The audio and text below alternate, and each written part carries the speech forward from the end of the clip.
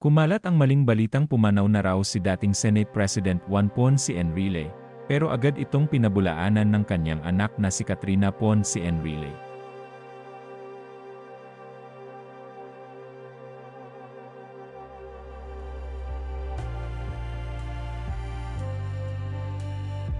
Nilinaw ni Katrina na buhay pa ang kanyang 101-year-old na ama, ngunit kasalukuyang nasa ICU dahil sa pneumonia.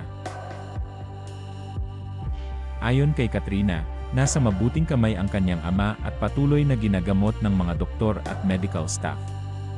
Nagpasalamat siya sa lahat ng nagpadala ng mensahe at panalangin para sa kalusugan ni Enrile at humiling na bigyan sila ng privacy habang patuloy ang gamutan.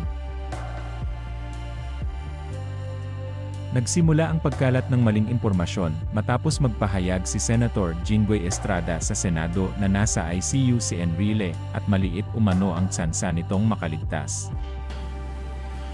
Former Senate President Juan Ponce Enrile is currently in the intensive care unit of an undisclosed hospital suffering from pneumonia. Matapos ang pahayag na iyon, isang pahayagan ang agad naglabas ng in memoriam post sa social media, ngunit agad din nila itong binura ng mapagtantong hindi totoo. Sa kabila nito, marami na ang nakakuha ng screenshot ng naturang post at kumalat ito sa iba't ibang platform.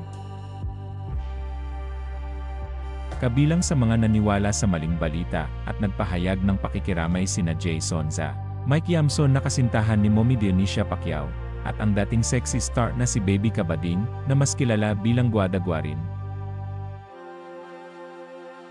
Si Guada, sa kanyang naging post na kalaunan ay binura rin, ay nagpahayag ng lungkot at pasasalamat kay Enrile dahil malaki raw ang naitulong nito sa kanya noong kabataan niya. Noong dekada 80, si Enrile ang tumulong kay Guada at sa yumaong aktres na si Pepsi Paloma nang masangkot sila sa kontrobersyal na kaso ng pang-aabuso laban kina Vic Soto, Joey De Leon, at Richie De Horsey.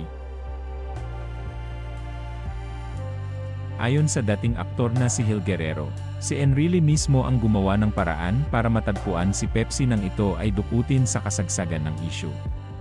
Dahil dito, naging malapit ang loob ni Guada kay Enrile, kaya hindi nakapagtataka ang emosyonal niyang reaksyon nang marinig ang maling balita tungkol dito.